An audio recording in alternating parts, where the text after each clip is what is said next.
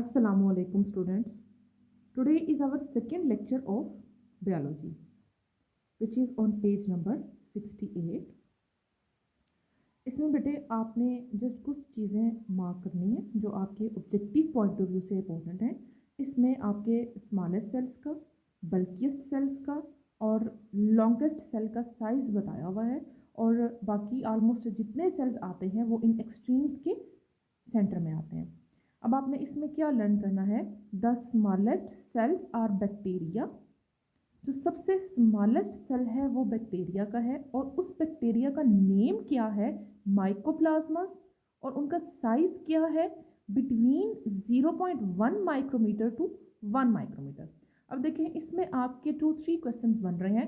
First तो आपका ये, which is the smallest bacteria, mycoplasma. What is the size of the smallest bacteria? 0.1 micrometer to 1. अब इसमें next जो आपने चीज़ हाईलाइट करनी है, the bulkiest cells are bird eggs, कि जो बल्किएस्ट सेल्स हैं वो बर्ड के एग्स होते हैं। And the longest cells are some muscle cells and nerve cells, और यानी जो आपके लॉन्गेस्ट सेल्स आ रहे हैं, सबसे ज़्यादा जो लॉन्ग हैं वो मसल के सेल हो सकते हैं और नर्व के सेल्स हो सकते हैं। Most cells lie between these extremes, और बाकी जितने ज़्यादातर सेल्स हैं वो इन एक्सट्रीम्स के दरमियान आते हैं। यानी इसमें जो आपके लर्न करने वाली चीज़ है वो क्या है, स्मॉलेस्ट बैक्टीरियम। जो सेल है बैक्टीरिया का वो सबसे स्मॉल है, और वो बैक्टीरिया कौन सा है, माइकोप्लाज्मा है। And what is the size of that bacterium, 0.1 micrometer to 1 micrometer. आपने इसमें ये लर्न करना है। Then we will move towards the second paragraph. इसमें आप देख सकते हो बेटे, इसको मैं हाईलाइट कर रही हूँ। ह्यूमन रेड ब्लड सेल्स का साइज बताया हुआ है। Human red blood cells are only 8 micrometer in diameter. जो ह्यूमन्स के रेड ब्लड सेल्स है ना, उनका डायमीटर जस्ट 8 माइक्रोमीटर होता है। And therefore can move through our tiniest blood vessels. आपकी जो सबसे टाइनी, जिसका डायमीटर बहुत कम होता है ब्लड वेसल्स का, वो कैपिलरीज होती हैं। उनका डायमीटर कम क्यों होता है, वो इतना थिन होता है, जस्ट 1 मिलीमीटर थिन होती हैं जो कैपिलरीज होती हैं। उसमें जब ब्लड मूव करता है तो वो बहुत आहिस्ता आहिस्ता मूव करता है। क्यों मूव करता है, कि जब ब्लड का प्रेशर स्लो हो जाता है उनमें वो बहुत आहिस्ता आहिस्ता से मूव करता है, तो उसमें जो गैसियस एक्सचेंज होता है ऑक्सीजन और कार्बन डाइऑक्साइड का, इसके अलावा जो मिनरल्स का एक्सचेंज होता है वो इजीली हो जाता है। इसलिए जो आपकी थिनेस्ट ब्लड वेसल्स है वो कैपिलरीज हैं। ह्यूमन रेड ब्लड सेल्स का जो साइज है वो 8 माइक्रोमीटर है। इस पेज पे बेटे आपने बस जस्ट ये चीज़ें आपने हाईलाइट करनी है। And now we will move towards page number 69, in which we will studies about passage of molecules into and out of the cells. इसमें हम different methods पढ़ेंगे जिसके जरिए cells में कौन सी चीज़ें मूव करती हैं और वो किस मेथड से मूव करती हैं। ठीक है, यानी आप इसमें हमारे पास 2 टाइप्स ऑफ ट्रांसपोर्ट आती हैं। One is passive and the other one is active transport. Passive transport बेटे वो है कि जिसमें मॉलिक्यूल्स विदाउट एनर्जी मूव करेंगे, यानी उसकी मूवमेंट के लिए किसी एनर्जी की ज़रूरत नहीं होती। ठीक है, यानी वो स्मॉलर मॉलिक्यूल्स आपके आ जाते हैं, जैसे वाटर की मूवमेंट हो गई, ग्लूकोज की मूवमेंट हो गई, साल्ट की मूवमेंट हो गई।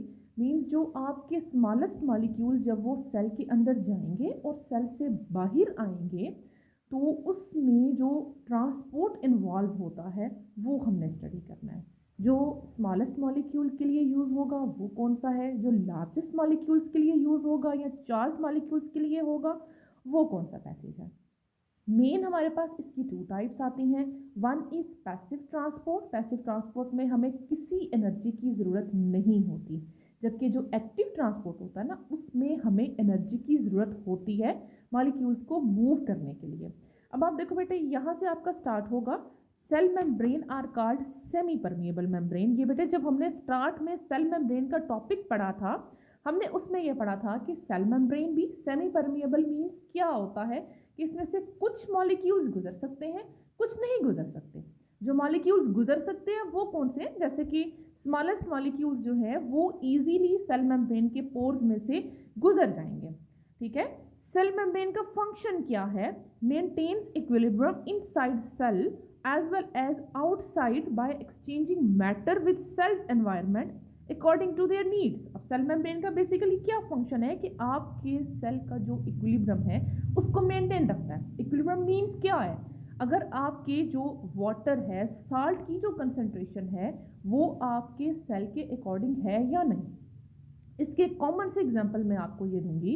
आप देखें कि सर्दियों में हमारा टेम्परेचर 10 डिग्री से नीचे जाता है, 2 डिग्री भी हो जाता है, और गर्मियों में हमारा टेम्परेचर जो है वो 50 तक जाता है, एटमॉस्फेयर का, एनवायरनमेंट का 49 जा रहा है, 45 तक जा रहा है। लेकिन जो ह्यूमन बॉडी का एवरेज टेम्परेचर है वो हमारे पास क्या आता है, 37 डिग्री सेंटीग्रेड।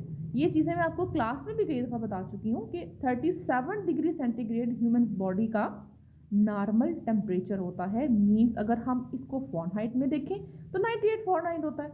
इससे 1 डिग्री अगर अबव हो जाता है तो हमें क्या होता है, हमें फीवर की हमारी कंडीशन जो है उसके सिम्टम्स अपीयर होना शुरू हो जाते हैं।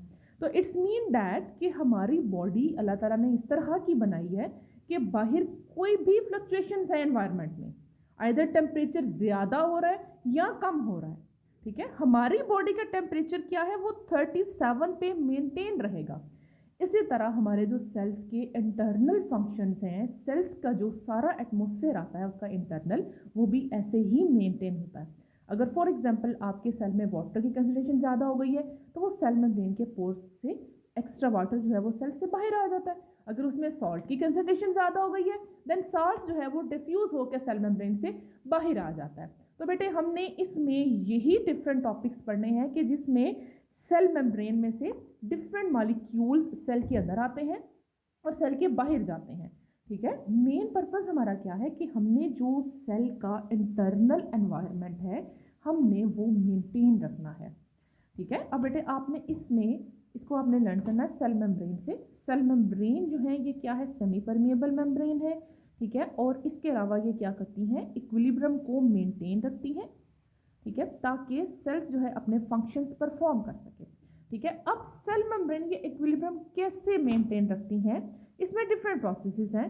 Cell membranes do it through the phenomena of diffusion, facilitated diffusion, osmosis, filtration, active transport, endocytosis and exocytosis. अब ये जो सारे प्रोसेसेस हैं कौन कौन से हैं, first one is diffusion, second one is facilitated diffusion, third one is osmosis, fourth one is filtration, fifth one is active transport, sixth one is endocytosis and the last one is exocytosis। इन सारे processes के जरिए जो cell है वो अपना internal environment maintain रखता है।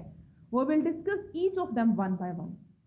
अब इसमें आपके जो फर्स्ट टू आते हैं ना वो आपके डिफ्यूजन और फैसिलिटेटेड डिफ्यूजन, ये जो है ये आपके दोनों प्रोसेसेस जो है ये पैसिव ट्रांसपोर्ट की टाइप्स हैं, ठीक है। मैंने आपको बताया कि बेसिकली 2 टाइप्स हैं पैसिव ट्रांसपोर्ट की, ठीक है, और एक आपका है एक्टिव ट्रांसपोर्ट, ठीक है। पैसिव ट्रांसपोर्ट में हमें एनर्जी की जरूरत नहीं होती और पैसिव ट्रांसपोर्ट की आप एक प्रॉपर डेफिनेशन देखोगे, it will start from here, ठीक है, you will cut because and it will start from a cell does not expend energy when molecules diffuse across its membrane. The diffusion is type of passive transport. Means क्या है कि passive transport में हमें किसी चीज़ की energy, मतलब उसमें energy की हमें ज़रूरत नहीं होती। आप इसमें ये डेफिनेशन लर्न करोगे पैसिव ट्रांसपोर्ट की। अब मैं मूव करूंगी डिफ्यूजन की तरफ, ठीक है। सबसे पहले हम उसकी डेफिनेशन देखेंगे। What is diffusion? Diffusion basically क्या है, is the movement of molecules, ठीक है। डिफ्यूजन क्या है, is the movement of molecules from an area of higher concentration to the area of lower concentration along concentration gradient. यानी जो एक नॉर्मल आपका मूवमेंट आता है ना, फॉर एग्जांपल आप एयर फ्रेशनर कर रहे हो रूम में, ठीक है, जहां पे आप जिस पोर्शन में करोगे वहां पे उसकी स्मेल बहुत ज्यादा होगी, लेकिन आहिस्ता आहिस्ता वो क्या होता है, वो स्मेल पूरे कमरे में फैल जाती है। वो कैसे फैलती है, वो डिफ्यूजन के जरिए फैलती है। इसी तरह से आप किसी ऊंचाई से, ठीक है, आप वाटर को नीचे फॉल करोगे तो वो बहुत आराम से गिर जाएगा, लेकिन अगर आपने वही पानी ऊपर लेके जाना है उसके लिए आपको एनर्जी की जरूरत होगी। तो बेसिकली डिफ्यूजन क्या है, वो पैसिव ट्रांसपोर्ट की टाइप है और उसमें हमें एनर्जी की जरूरत नहीं होती, ठीक है बेटे। तो उसमें जो मूवमेंट होगी मॉलिक्यूल्स की वो हायर कंसंट्रेशन से लोअर की तरफ होगी। फॉर एग्जांपल अगर सेल के अंदर वाटर की कंसंट्रेशन ज़्यादा है और जो बाहर उसके स्पेस है वहाँ पे कम है, तो ऑटोमेटिकली जो एक्स्ट्रा वाटर सेल का होगा वो बाहर आ जाएगा। तो वाटर की मूवमेंट कैसे हुई, from higher to lower concentration, और इस तरह से सेल का इंटरनल जो एनवायरनमेंट है वो भी मेंटेन हो जाएगा। ठीक है बेटे, आपने ये जो मैंने एरिया हाईलाइट किया है ये आपकी डेफिनेशन है डिफ्यूजन की। ठीक है, अब इसमें हमने आपको मैंने कहा है कि पेपर में जब आपका ये क्वेश्चन आता है ना, define diffusion, define whatever, उसमें अगर वो एग्जाम्पल पूछते हैं या नहीं पूछते, you must have to write the example. क्योंकि आपका शॉर्ट क्वेश्चन 2 मार्क्स का होता है बेटे, उसमें 1 मार्क आपका डेफिनेशन का होता है और सेकेंड मार्क जो है वो आपका एग्जाम्पल का होता है। अब इसमें आपकी ये जो आपका थर्ड पैराग्राफ है ना, इसमें आपकी डिफरेंट एग्जाम्पल्स दी हुई हैं डिफ्यूजन की। मैं इस पैराग्राफ को रीड आउट करूंगी। Diffusion is one principle method of movement of substances within cells as well as across cell membrane. Basically diffusion क्या है, वो प्रिंसिपल मेथड है सब्सटेंसेस की मूवमेंट का सेल के अंदर भी और सेल मेम्ब्रेन में भी। अब जैसे कि स्मॉलर मॉलिक्यूल्स हैं, कार्बन डाइऑक्साइड है, CO2 है, ऑक्सीजन है, ग्लूकोज है, can cross sell membranes bye diffusion.